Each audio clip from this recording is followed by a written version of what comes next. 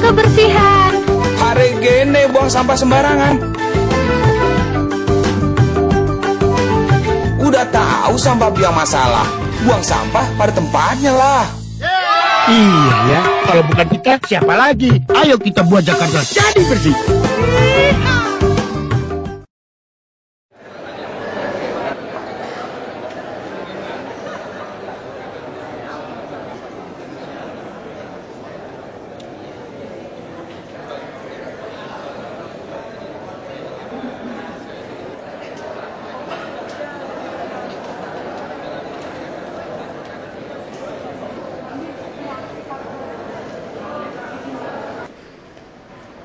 Provinsi DKI Jakarta tiba di Jakarta.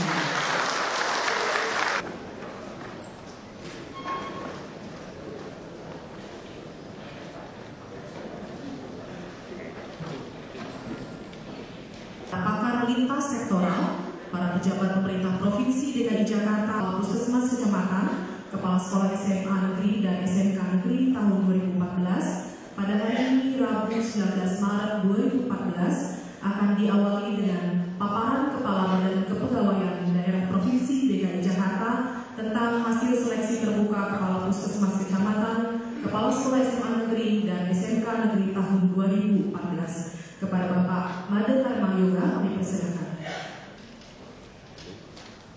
Pak Gubernur yang terhormat, Bapak Profesor Darsono, Bapak Joko,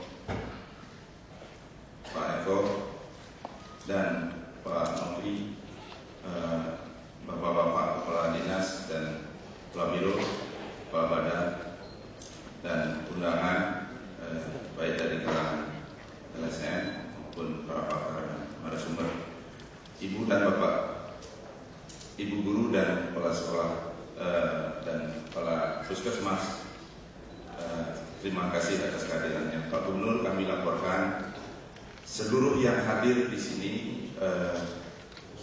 yaitu kandidat-kandidat yang merupakan hasil proses seleksi dari seleksi terbuka, baik dari kepala sekolah, SMA, SMK, maupun dari puskesmas, dan siap menerima arahan dan arahan Bapak untuk bagaimana kelanjutan dunia pendidikan dan pelayanan puskesmas. Dari proses seleksi ini memang sempat di awal-awal ada polemik, namun kami dibantu oleh Pak Profesor Darsono sudah membawa proses ini ke transparan, fair dan adil. Dari seluruh yang peserta yang mendaftar dari SMA itu sekitar 780, dan yang telah lulus baik dari kategori SMS, MS, lanjut itu dari SMA dan SMK. Kemudian inilah hasilnya. Untuk puskesmas 158 yang daftar, baik yang definitif maupun yang non definitif. Hasilnya yang sangat memuaskan itu 30 orang dan memuaskan 14 orang. Jadi total kalau kita ambil dua kategori ini sudah memenuhi kuota, di mana kepala puskesmas jumlahnya 24 di setiap kecamatan. Kami mengambil di dua kategori ini karena ini adalah ibu kota yang harusnya memang level kualitasnya harus lebih dari daerah-daerah lain. Dari sisi umur, alhamdulillah dari 40 sampai 45 itu yang produktif, sangat bagus. Kalau yang non definitif dapat lebih 25. Artinya yang tidak dalam duduk dalam menjabat sebagai kepala puskes. Lanjut untuk SMA negeri, jumlah peserta baik guru maupun kepala sekolah yang definitif 780 yang memenuhi dua kategori baik sangat memuaskan maupun memuaskan itu 104 dari 117. Jadi ada kurang 13 dari dua kategori ini, nanti akan diambil dari kategori cukup, nilai cukup, dan ada juga 2 orang yang memang masih perlu pembinaan, sehingga jumlah yang harus ambil dari cukup adalah 15. Dari sisi umur semua 41 sampai 50 untuk kandidat kepala sekolah sudah cukup bagus, cukup matang. Untuk yang definitif kami laporkan kepada Pak Gubernur. Lanjut, yang definitif lulusnya cuma 41 dari 104, karena 3 yang memang pensiun. 41 yang non definitif 63. Yang non definitif itu maksudnya guru. Kalau dilihat dari jumlah secara populasi, yang lulus itu sesungguhnya 5,26. Jadi lulus dalam arti dengan 2 kategori. Jadi kandidat yang memiliki kompetensi yang dapat dipertimbangkan nilai cukup 2,8, dan kandidat yang tidak memiliki kompetensi 6,44. Jadi inilah hasilnya Pak Gubernur, dan memang tadinya apakah ada polemik, apakah kita ambil yang nilai 2 kategori saja, karena di satu sisi untuk SMK ada kelebihan. Lanjut, SMK, total SMK yang mendaftar 442, di mana kursi yang tersedia 63.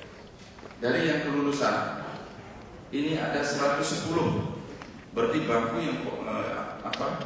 yang tersisa yang belum dapat bangku untuk kandidat yang kompetensinya 2 kategori yang terbaik melebihi.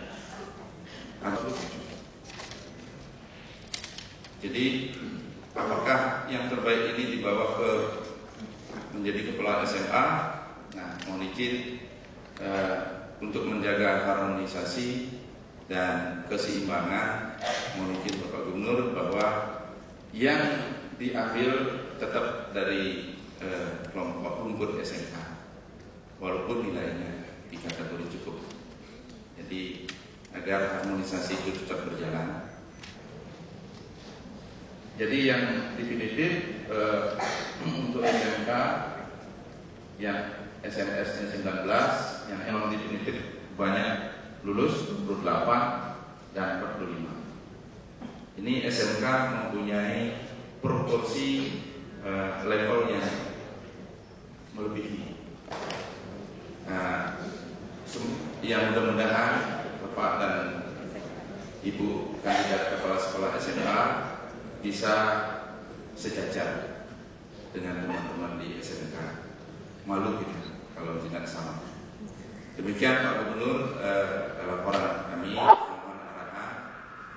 untuk Bapak dan Ibu kepala sekolah dan kepala puskesmas.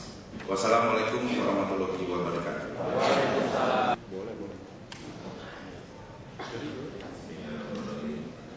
Assalamualaikum warahmatullahi wabarakatuh.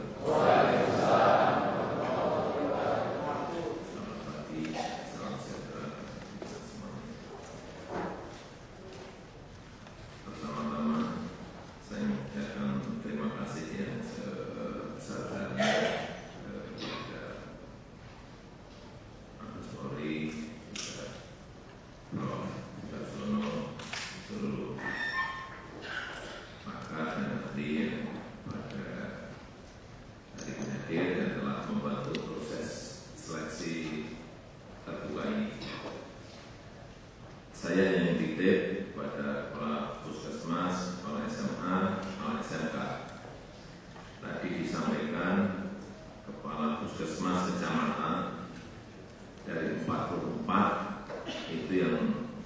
efektif yang lulus hanya 19, artinya tidak ada 50%. Dan sekarang lewat seleksi terbuka ini kita harapkan ada, ya kita ingin memang semuanya ini adalah sebuah tradisi baru, pola baru yang ingin kita kenalkan. Jangan sampai nanti yang kepala puskesmas ini diangkat karena dekat dengan saya,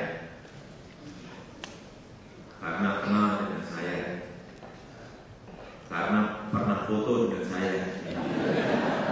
Karena ada yang foto dengan saya ditunjuk-tunjukin sama atasannya takut lah, ya kalau saya angkat jadi kepala puskesmas. Ada yang kita kalau sama foto saya takut. Juga jangan ada yang berpendapat, oh ini karena ada urusan yang politik. Tidak pernah saya melakukan itu. Jadi ini adalah kita akan coba untuk profesional semuanya, atau karena saya suka dan tidak suka juga tidak ada. Tidak ada. Satupun kepala puskesmas yang ada, saya tidak ada yang kenal. Tidak ada yang kenal, karena memang saya tidak punya juga saudara di Jakarta, tidak ada yang kenal. Jadi kalau saya datang ke puskesmas, ini saya titik, saya datang ke puskesmas, pertama kali yang saya tanya pasti pengunjung, pasti pasien, sudah dilayani belum, sudah nunggu berapa menit atau berapa jam, apa yang kurang dari puskesmas ini, pasti itu yang saya tanya.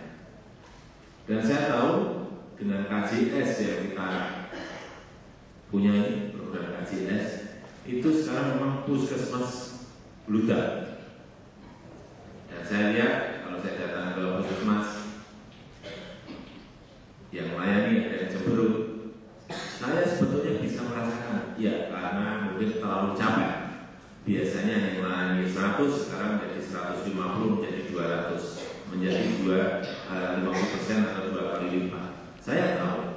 Tetapi saudara-saudara sebagai pelayan tidak boleh menunjukkan itu. Kenapa saya selalu cek ke puskesmas, ke sekolah, dan saya datang tidak pernah ke puskesmas hanya sekali. Meskipun ada yang belum saya datangi juga. Saya datangi sekali, saya datangi 2 kali, saya datangi 3 kali, saya datangi 4 kali. Apa? Saya hanya ingin memastikan, saya ingin cek betul bahwa warga itu dilayani. Itu aja. Jadi jangan sampai ada puskesmas, saya ke situ 2 kali, lupa kemarin sudah ke sini. Ya saya seperti itu. Lupa bulan lalu kan sudah ke sini loh. Kalau saya sudah ke situ, apakah saya nggak boleh lagi ngecek lagi? Kok enak? Akan saya datang mungkin bisa 4 kali, mungkin 5 kali, mungkin 10 kali, mungkin 15 kali. Saya hanya ingin memastikan bahwa pelayanan itu baik. Itu aja, tidak ada yang lain.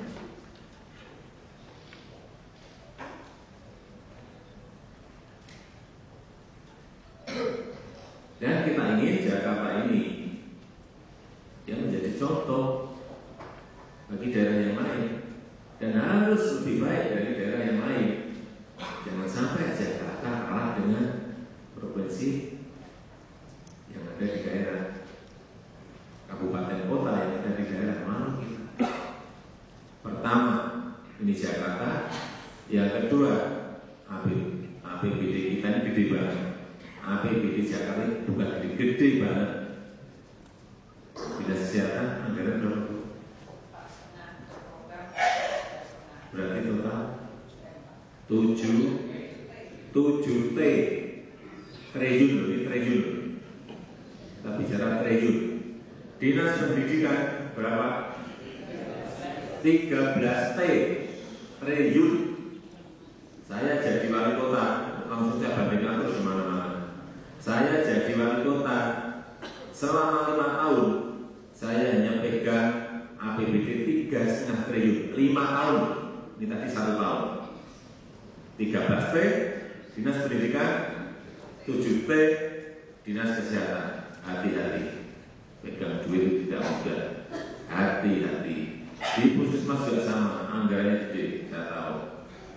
Jadi kalau ada yang masih cemberut, tuh, ya benar. Saya titip tadi di puskesmas. Jadi kalau saya lihat di puskesmas, ruang tunggu banyak yang sudah baik, tapi ada yang belum. Nanti saya kira akan diperbaiki oleh dinas. Sarana peralatan saya lihat kalau dibanding kota dan daerah yang lain jauh lebih bagus kita. Beberapa puskesmas sudah rawat inap, sudah punya apa itu yang untuk jantung, ECG, USG, ronsen, ada semuanya. Coba di Indonesia saya puskesmas ada yang punya kayak gini, tidak ada. Artinya kita lebih baik. Tapi kalau peralatan baik, tapi pelayanan tidak baik, untuk apa kita alat-alat seperti itu tidak ada. Di rumah sakit juga sama. Saya lihat rumah sakit kita ini luar biasa. Peralatannya luar biasa bagusnya.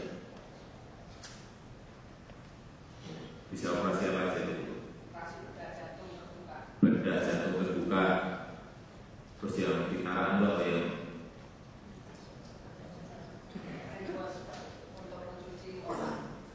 tak jadi cuci. Ya, ini peralatan yang kita punya ini betul-betul sangat mahal. Gitu.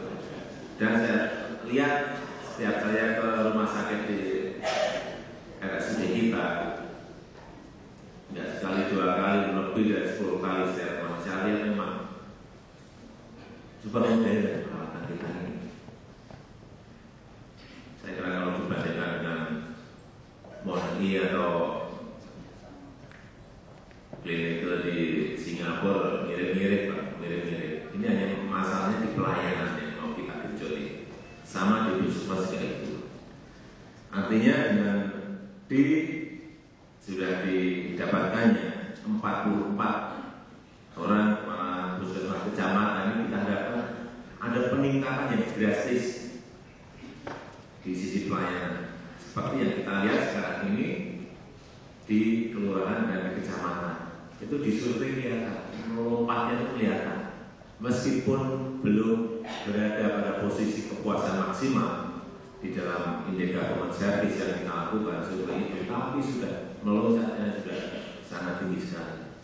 Ada kemarin ada beberapa 6 camat dan lurah yang pada posisi yang masih tidak baik, ya sudah besok ganti. Saya dilapori sekarang, saya langsung perintah besok ganti. Yang nanti banyak. Kalau saya sangat simpel. Yang kedua, kepala sekolah. Ini kepala SMA, kepala SMK. Yang datang dari banyak sekali. Kepala sekolah SMA 780, yang lulus 104, kemudian yang definitif yang lulus 41 dari 117. Saya kira ini sudah, ya ini sudah terseleksi dengan baik. Dan juga sama kepala sekolah SMK juga sama. Nah, 3 yang lulus malah lebih, yang lulus kebutuhan 3 yang lulus 110. SMK, artinya SMK kandidatnya lebih banyak. Jadi hati-hati nanti kepilih kepala SMK ini, hati-hati. Kalau tak survei, tak cek, ada mungkin 1-2 yang performanya tidak baik. Ini yang ngantri yang sudah lulus banyak sekali.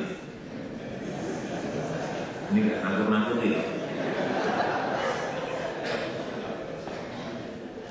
Ini faktanya memang seperti itu. Ya, menurut saya juga sama seperti puskesmas. Yang namanya sarana yang ada itu sangat baik.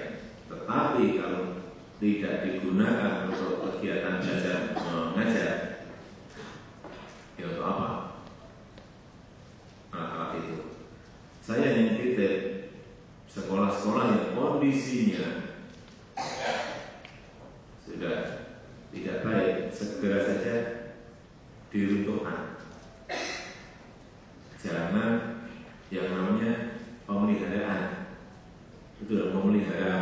ngerti.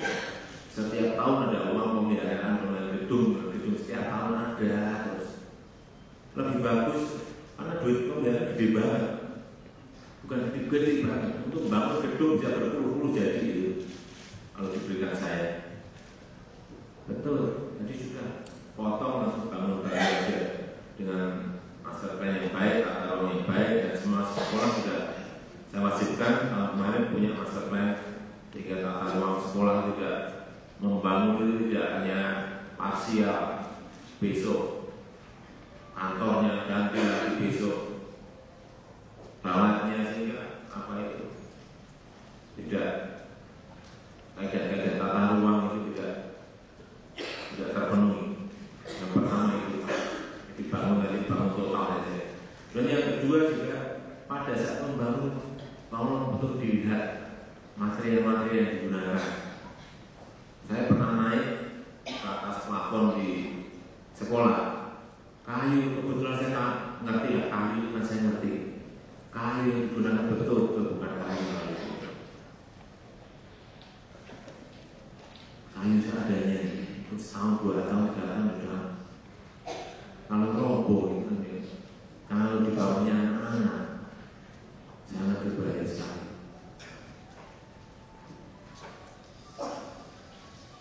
Sudin itu kalau membangun itu betul diawasi, dikontrol, dicek, dan detail. Jangan sampai kemarin membangun belum jadi sudah roboh. Main di Jakarta Timur ada kan SD kemarin yang saya datangi, masa bangun belum jadi sudah roboh. Kalau anak-anak berada di bawahnya gimana? Bisa jadi kita besar seperti itu. Dan yang kedua saya juga titip bahwa pendidikan juga tidak hanya di dalam kelas. Tidak hanya matematika, fisika, biologi, dan lain-lain. Saya kira hal yang berkaitan dengan etika, sopan santun, menyebut karakter anak lebih mulai ditekankan. Dan kalau mau masuk kelas, saya nggak tahu. Sekarang masuk kelas pakai baris di depan kelas enggak?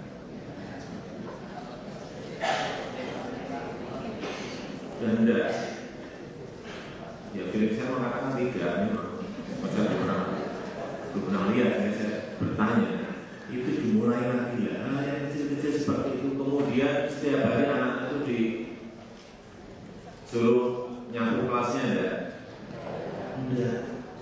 Coba ingat waktu kita dulu sekolah, dibagi-bagi lah, biar ngerti lah nyapu, jangan hanya apa, anak-anak sekarang main online, main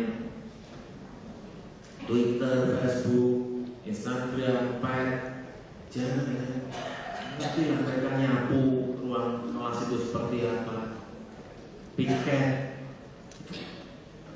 membangun kerja tim. Bukan hal yang ini penting sekali. Itu hilang, banyak yang hilang kita ini.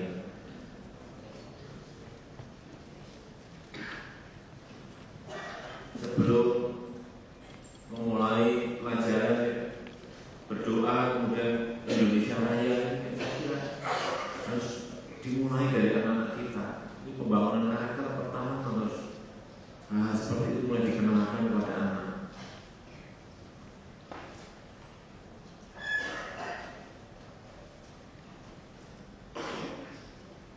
Yang saya lihat di negara yang lain itu dilakukan, terutama negara-negara yang meloncat maju, di Jepang, di Korea, di Singapura. Nah, dimulai dari slogan negara itu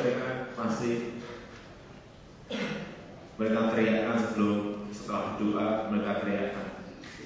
Saya lihat kayak di Singapura, di Korea, di Singapura sebelum mau mulai pelajaran pasti mereka teriak. Singapura terus maju. Kita juga, saya kira bisa memberikan semangat itu di anak-anak. Tidak hanya sekali lagi masalah HP, handphone, hal yang konsumtif yang selalu mereka hal yang berkaitan dengan tadi yang saya sampaikan itu dimulai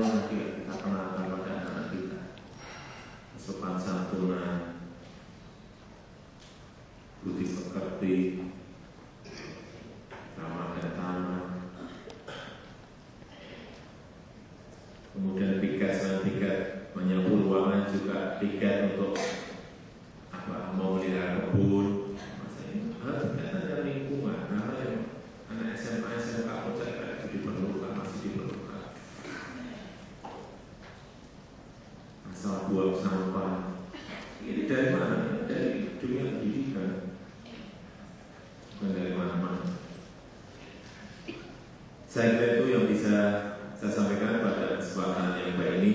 Semoga dengan seleksi terbuka kepala SMA, SMK, dan kepala puskesmas kecamatan, nanti kita harapkan nanti akan kelihatan ada sebuah lompatan besar, terutama di pelayanan pendidikan dan pelayanan kesehatan. Terima kasih. Wassalamualaikum warahmatullahi wabarakatuh.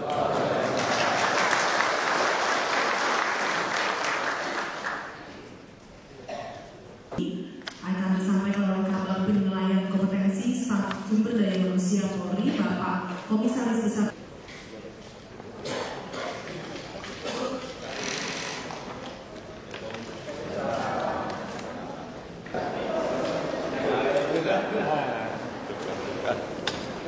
Kenapa? Ya itu aja dulu. Apa? Nah, teman-temanmu tuh agak mundur kan? Mundur. Pintunya dibuka, gampang untuk lari. Sekali. Pak. Maaf ya.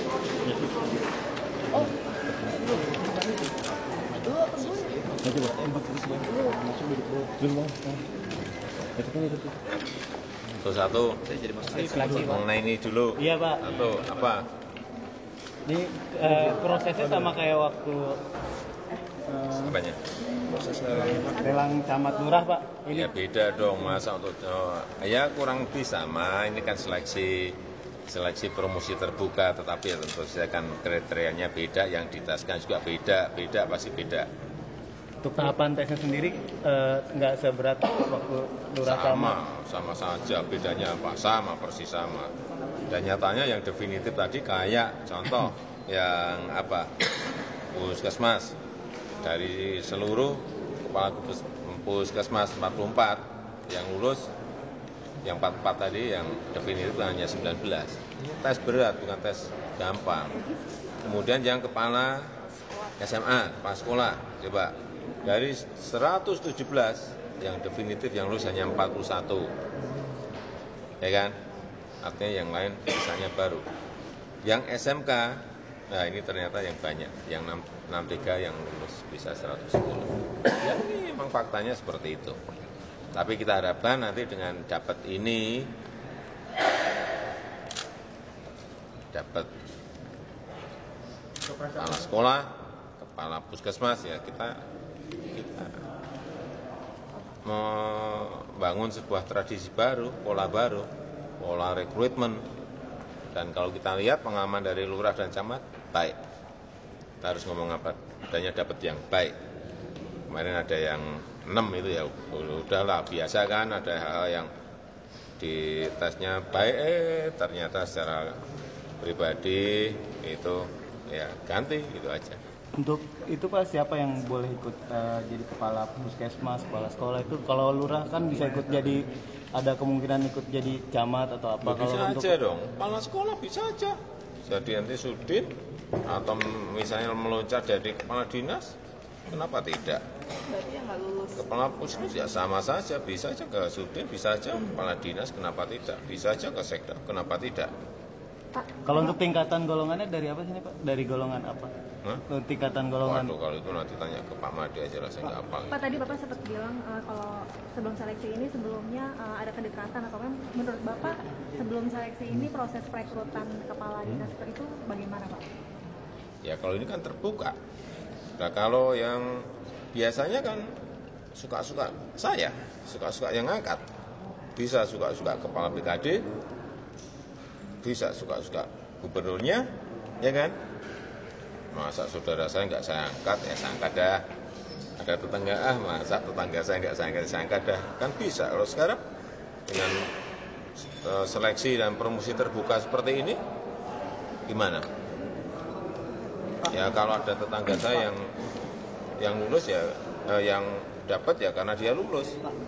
Itu aja. Pak, tadi kan Bapak ada menyinggung itu Pak, baris per baris sebelum masuk kelas itu Pak. Apa ada pengaruh saat ini anak sekolah tuh nasionalismenya udah berkurang? Bukan hanya masalah nasionalisme, bukan hanya masalah kedisiplinan juga kan, nasionalisme, kedisiplinan, masalah etika, masalah kesopan santunan, ini memang harus dimulai lagi. Kalau enggak kita akan seperti ini, demo teriak-teriak kayak kita ini enggak kayak di Indonesia gitu, menghujat, mengejek, mencemooh teman-temannya sendiri. Kayak kita bukan orang Indonesia, budaya kita enggak punya seperti itu sebetulnya. Ya kan, debat saling mencaci, itu yang harus mulai dirubah. Kita ini punya kesopan santunan. Ya Pak, di luar konteks yang acara ini ya Pak ya, kan pemerintah DKI Jakarta kan menganggarkan dana untuk kartu Jakarta Pintar 1,5 triliun ya Pak ya, yang di data itu untuk 620. Enggak. Angkanya tidak itu. Berapa Pak? Tadi kok ngomong segitu, dari mana datanya? Enggak segitu. Kartu Jakarta Pintar enggak segitu. 800-an. 800 ya Pak. Itu untuk pola pendistribusiannya dan pengawasannya ini seperti apa Pak? Ya kayak tahun kemarin kita sudah melalui dengan baik lah, kita kontrol harian, kita ajak kontrol kayak kemarin, kita cek semuanya, kita cek terus, kita ikuti. Mengenai ini Pak, pencapresan kan banyak itu demo-demo luar pagar. Enggak, kalau tanya pres ya itu di luar pagar. Kemarin kan Bapak di sekolah ada bilang ini Pak ya, belajar anak-anak tuh cuma sejam belajarnya, kemudian lebih banyak nontonnya. Apa saat ini tuh ya, acara TV tuh udah banyak yang nggak berkualitas Pak, terutama yang malam gitu. Kalau pendapat Bapak? Ya semua orang tahu lah kita ini. Acara-acara TV yang memberikan pendidikan yang mana sih? Tunjukkan saya. Tunjukkan saya. Tunjukkan saya. Tunjukkan saya. Jadi kedepannya Pak? Oh, tunjukkan saya. Apa acara apa? Tunjukkan saya. Berita juga berita yang jelek-jelek terus saja.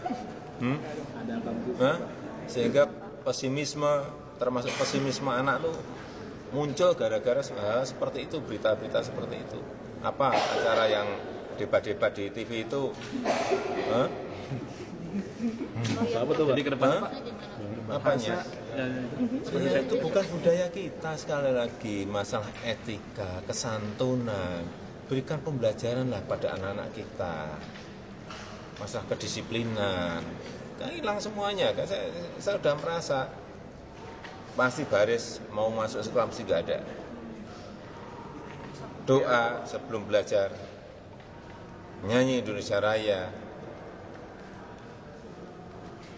apa itu hubungan anak dengan piket, ya kan? Selain kedisiplinan itu membangun tim dan hubungan anak dengan anak, kemudian kecintaan pada lingkungan, ya, nyirami tanaman siap hari. Saya ingat sewaktu sekolah itu diajarkan. Jadi ke depannya Pak akan itu lagi Pak. Ya itu perlu ditekankan hal yang seperti itu, yang jadi etika, karakter, sopan santun, itu perlu. Mesti ada pelarangan nggak sih Pak acara TV yang seperti itu Pak? Apanya? Acara TV yang kurang berkualitas.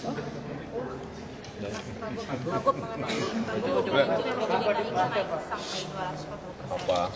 Mengenai NJOP ini kan yang mulai naik sampai 240%. Nah, ini Pak. Jangan, ini juga sama.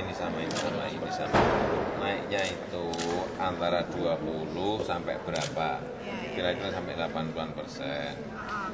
Tetapi kamu harus lihat NJOP yang sekarang itu dibandingkan harga pasar itu masih kecil sekali. Ada yang 1 juta harga pasar sudah 10 juta, ada yang 1 juta harga pasar sudah 15 juta, harga yang di NJOP hanya 10 juta, harga di pasar sudah 100 juta misalnya seperti itu. Sehingga ini kan naik hanya tahapan dikit saja. Pak, masih banyak warga yang mengeluh, apalagi yang warga ini bisa dimintakan keringanan dan itu nanti akan kita lihat karena kemarin yang diberikan kan general, ya kan?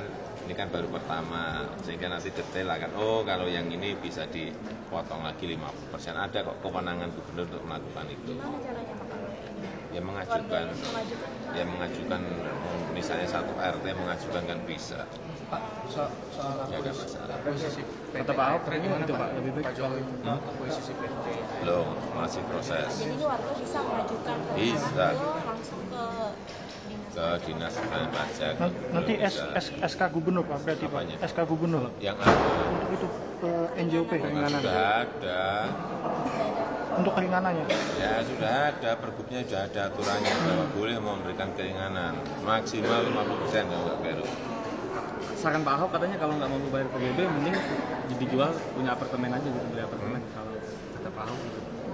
Ya, terserah yang punya lah, saya kira yang bagus-bagus saja. Pak, jadi Katanya siapa? Katanya siapa? Enggak. Katanya senyap, katanya. Mulai Pak. Katanya. Itu kan baru menunjukkan investornya itu ini loh, ada Metro Kapsul, barangnya seperti ini, bagus untuk saya kira memang pertama karena itu bukan murah, sangat murah. Nanti kapan-kapan kita ke pabrik, saya diundang ke pabriknya. lebih murahnya Yang di Bekasi Pak. Bekasi bukan gimana ya, lupa saya. Pak, investor siapa sih Pak? Investor siapa sih Pak yang mengajukan ini? Iya, apanya? Nanti saya ajak ke pabriknya aja. Dalam minggu ini atau minggu depan lah, maksimal minggu depan. Nah, biar lihat saya kan apa-apa juga terbuka lah. Saya nggak PT-nya apa saya nggak ngerti, yang punya siapa saya nggak ngerti, tapi nanti kita lihat. Lokal apa asing Pak? Sangat lokal. Lebih murah. Sangat lokal. lebih murahnya kan lebih murah. Kalau nggak keliru. Tapi nanti tanya yang punya lah. Kalau monorail kalau MRT itu kan kira-kira karena di dalam ya, kira-kira 900 M per kilo. Kalau monorail itu kira-kira 300 sampai 400 per kilo. Bukan per kilogram loh ya, per kilometer. Kalau yang apa ini Metro Kapsul ini kira-kira 110 per kilo. 110 M. Iya. Berarti ada kemungkinan JM dialihkan ke investor Metro Kapsul. Ini kamu mesti larinya ke situ lagi, beda. Saya kemarin sudah saya sampaikan, koridor kita ini banyak sekali. Kamu mesti larinya ke situ. Meskipun ada kemungkinan, tapi kan jangan ditulis. Pak tulis itu yang penting. Pak saya tadi lihat radio. Lihat dulu barangnya. Koridornya itu banyak. Pak, soal AEK itu gimana Pak? Proses. Berapa persen nanti Pak yang mau? Proses. Berapa? Proses. Masih dalam proses. Kira-kira sampai kapan tenggatnya Pak? Secepatnya. Saya inginnya segera. Ini memang tinggal sedikit aja. Pak, kalau yang Metro Kapsul itu Tak ajak nanti ke pabriknya, kan nggak tahu pabriknya di mana. bisnis plan-nya lebih jelas daripada PT JM ya Pak? Apanya? Bisnis plan-nya. Oh, udah, belum sampai ke bisnis plan, udah dong. Kalau menurut Wagub, tapi kalau lebih murah itu berarti kan lebih visible gitu loh, gampang visiblenya. Ya kan? Karena untuk mengembalikan investasinya itu tidak mahul. Artinya sangat dimungkinkan untuk diadakan secepatnya. Ya, belum tentu. Daya angkutnya itu Pak? Sama itu. Sama. Oke. Dilihat ya. Siapa sih? Matur semua. Udah.